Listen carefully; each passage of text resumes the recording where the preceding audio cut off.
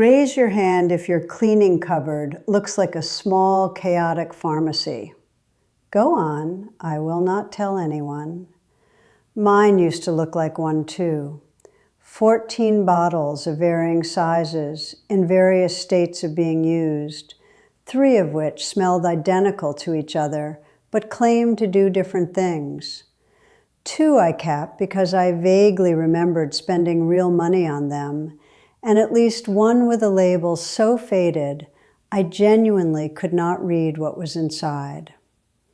I kept all of them for years because getting rid of cleaning products felt wasteful, and because I always assumed the next specific problem I encountered would require something I did not already own. Then something happened that I want to tell you about, because it is the real beginning of this video. I was visiting Daniel and his family a few summers ago, and Yuki was cleaning the kitchen after dinner. I watched her go to a small basket under the sink that contained exactly 3 things: a spray bottle, a box of baking soda, and a bottle of white vinegar. That was it, the entire cleaning situation.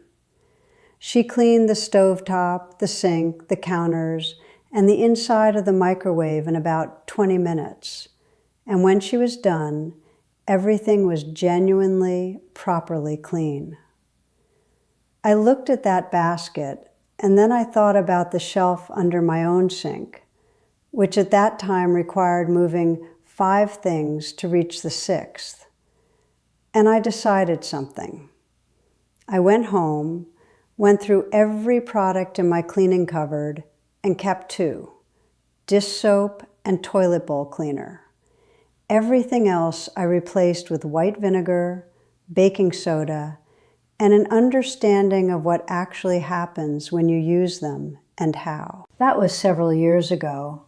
My cleaning cupboard now contains those 4 things, plus some good microfiber cloths, and my house is cleaner than it ever was during the 14-bottle era. Not because baking soda and vinegar are magic, because I now understand what I am doing instead of hoping that the right product will somehow compensate for not quite knowing. That is what I want to share today. Not just the fact that these 2 things work, how they work, why they work, and exactly what to do with them in every room of your home. First, why baking soda and vinegar work, and what to stop expecting from them. Before I get into any specific applications, I want to spend a few minutes on this, because understanding the chemistry even loosely changes how you use these things and what results you expect. Baking soda is a mild alkaline. Vinegar is a mild acid. These properties are what determine what each of them is effective on. Baking soda neutralizes acidic substances, which is why it works on food odors, cooking grease, and many bathroom residues. It is also a very mild abrasive, which means it physically disrupts and lifts surface grime when you scrub with it without scratching the surfaces you are cleaning. This is what makes it excellent for sinks, stovetops, and any surface that needs gentle abrasion without the risk of damage. Vinegar dissolves mineral deposits, cuts through soap scum, and is genuinely antimicrobial against a range of common household bacteria. The mild acidity is what makes it effective on hard water stains, the white film that builds up on faucets and shower doors, and the grimy film that develops in dishwashers and washing machines over time. Here's the important part that most people miss. Baking soda and vinegar should not be mixed together for cleaning purposes. When you combine an acid and an alkaline, they neutralize each other. The fizzing you see when they meet is the chemical reaction consuming both of them. What remains is mostly water with a trace of salt. This mixture does not clean anything meaningfully, despite the dramatic visual. The fizzing looks powerful and effective. It is largely theater. Use them separately for different purposes, and they are genuinely effective.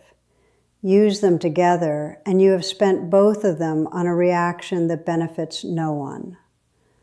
Also worth saying, there are surfaces where vinegar should not be used. Natural stones such as marble or granite, because the acidity can etch the surface.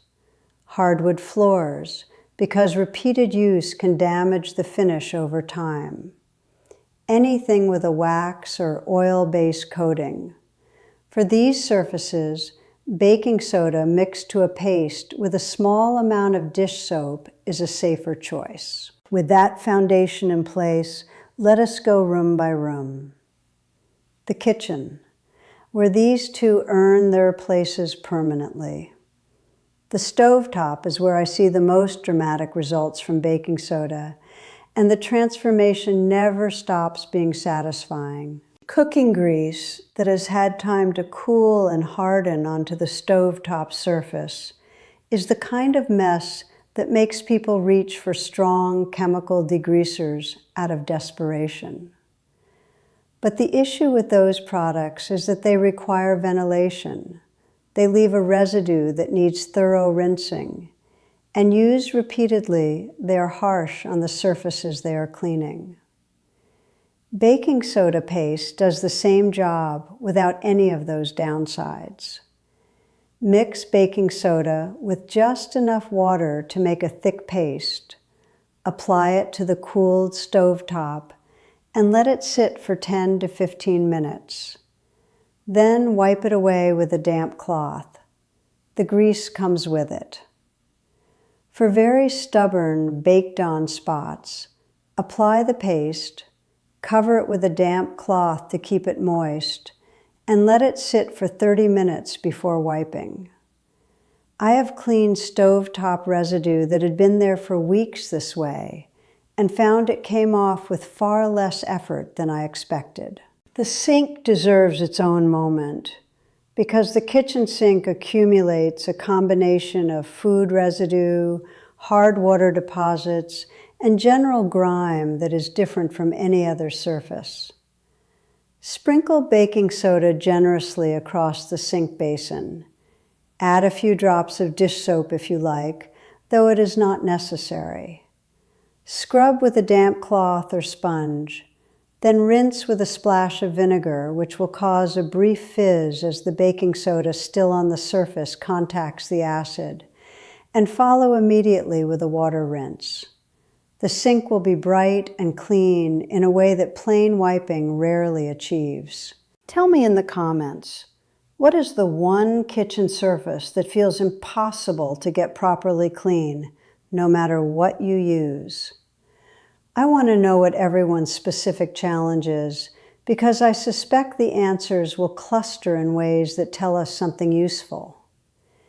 The inside of the refrigerator is somewhere that baking soda is gentle enough to use without any concern about food contamination, which matters a great deal when the surface you are cleaning is where your food lives.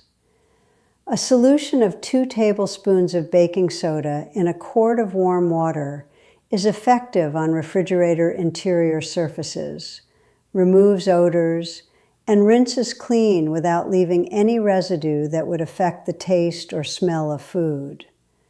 I do this every time I do a proper refrigerator clean, which I have on a monthly rotation, and the inside of the refrigerator smells like nothing at all after it, which is exactly right.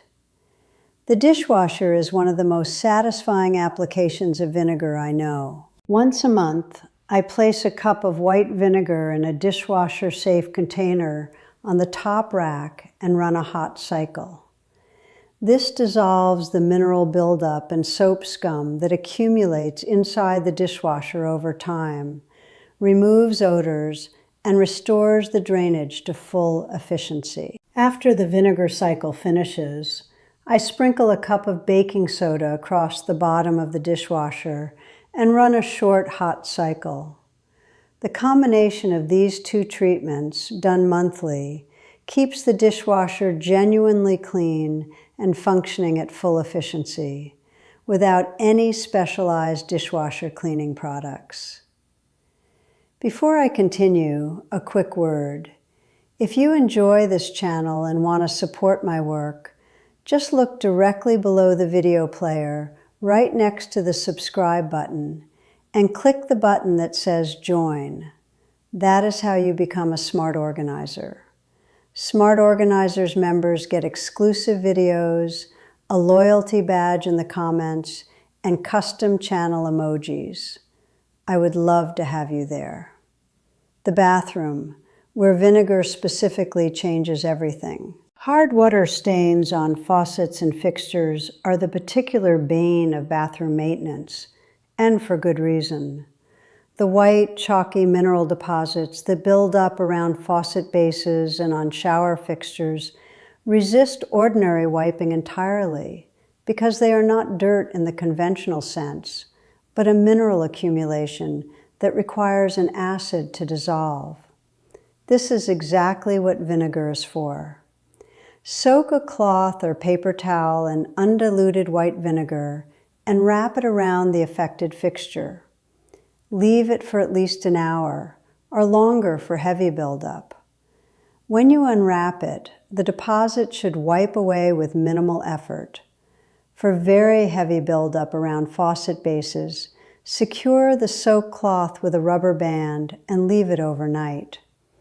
I do this once a month as part of my bathroom cleaning routine, and the fixtures stay bright and clear with essentially no scrubbing. The shower is where both products earn their places simultaneously, but at different times and for different purposes. Baking soda paste applied to the grout between tiles and left for 10 to 15 minutes before scrubbing with an old toothbrush lifts soap scum and mildew from grout in a way that ordinary wiping never reaches. Vinegar in a spray bottle sprayed onto glass shower doors and the tile surfaces after baking soda cleaning dissolves the soap scum residue and leaves a streak-free finish. The toilet bowl is where most people use strong chemical products because the staining can be significant. Vinegar poured into the bowl and left for an hour before scrubbing handles most toilet bowl staining and discoloration effectively. For very significant buildup, pour in a cup of baking soda first. Let it sit for 15 minutes, then add a cup of vinegar, which will fizz in the bowl. Let the fizzing do its work for 30 minutes, then scrub and flush. This combination works in the bowl specifically because the fizzing action reaches the underside of the rim and the parts of the bowl that a scrub brush does not easily reach. Tell me in the comments, do you have a bathroom surface that has defeated everything you have tried on it? Describe it specifically. I want to know whether baking soda or vinegar is the solution that has been missing. The bathroom drain is something most people clean too rarely and then find themselves dealing with slow drainage as a result. Monthly, I pour half a cup of baking soda down each bathroom drain, followed by half a cup of vinegar.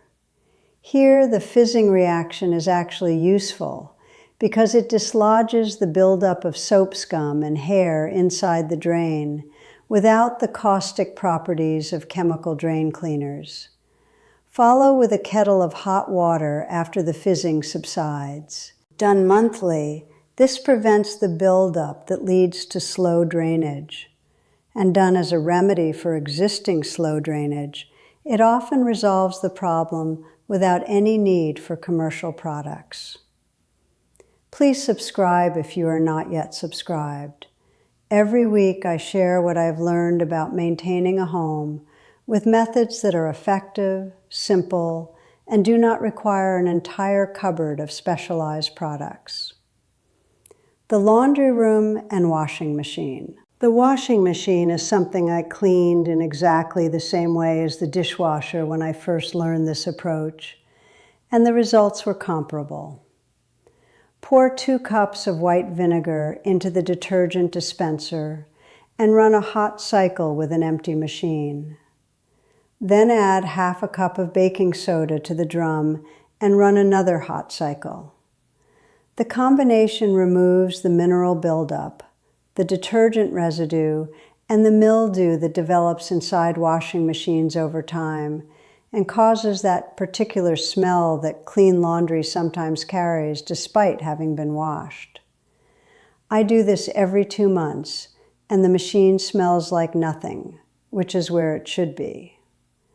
For laundry itself, adding half a cup of baking soda to the wash cycle alongside your regular detergent softens the water, boosts cleaning effectiveness, and keeps colors brighter over time. Adding half a cup of white vinegar to the rinse cycle serves as a fabric softener without the chemical content of commercial softeners, and it completely rinses away in the spin cycle, so there is no vinegar smell on the clean laundry. The rest of the house.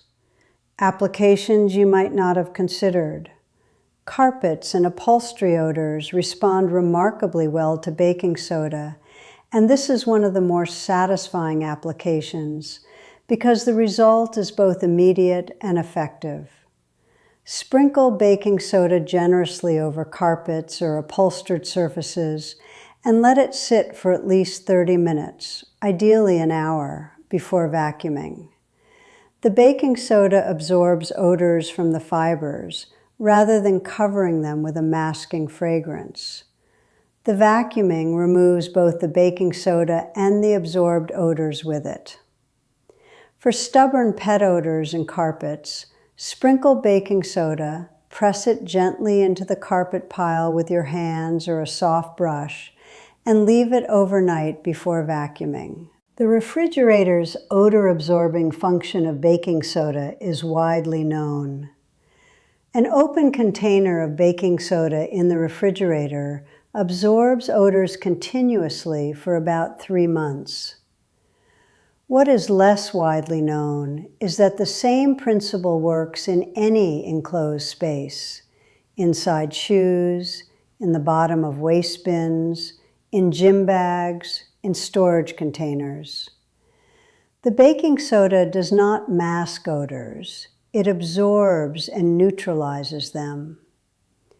For the cutting boards in the kitchen, which are among the most bacteria-prone surfaces in the house, sprinkle baking soda generously across the surface.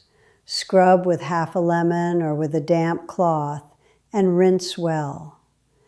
For wooden cutting boards especially, this is far gentler than soaking in chemical solutions, while being genuinely effective at cleaning and deodorizing. Glass surfaces, mirrors, and windows respond very well to a solution of equal parts white vinegar and water in a spray bottle. Apply, spread with a microfiber cloth, and buff dry with a second dry cloth. The result is a streak-free finish that commercial glass cleaners produce without the chemical content or the cost. This is my standard window and mirror treatment and has been for several years. For tile floors, add a half cup of white vinegar to a bucket of warm water and mop as usual. The vinegar cuts through the soap residue that builds up on tile floors from repeated cleaning with soapy water, which is one of the main reasons tile floors can develop a dull, slightly sticky quality over time, even when being cleaned regularly. The vinegar solution restores the brightness and feel of the tile without any rinsing required. The thing I want you to take from all of this is not simply a list of uses. It is the underlying principle that changed how I think about cleaning products in general. Most cleaning tasks require either alkaline cleaning power, which baking soda provides, or acid cleaning power, which vinegar provides, or mild physical abrasion, which baking soda also provides. Understanding which of those three things you need for the specific task you're doing tells you which of these two products to reach for, and gives you an understanding of what it is doing and why. That understanding is more valuable than any single specific tip, because it means you can figure out the right approach for a situation you have not encountered before, rather than needing to look up a specific recipe for each new problem. My cleaning cupboard is not minimal because I am attached to the aesthetic of minimalism. It is minimal because I figured out that almost everything a home needs can be done with almost nothing, and that the simplification made me a better cleaner rather than a worse one. I spend less time on cleaning now than I did when I had 14 bottles. I get better results. And I have approximately 12 square feet of cupboard space back. I want to hear from you now. In the comments, tell me one cleaning task in your home that you are going to try baking soda or vinegar on this week. Specifically, not just a room, a task.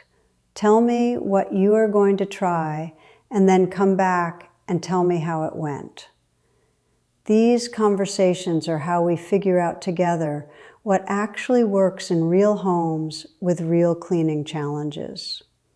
And please subscribe if you are not yet subscribed. Every week I share what I have learned about maintaining a home that is genuinely clean without being complicated, from real experience rather than theory, and from someone who also started with 14 bottles and ended up much happier with 2. I will see you next week.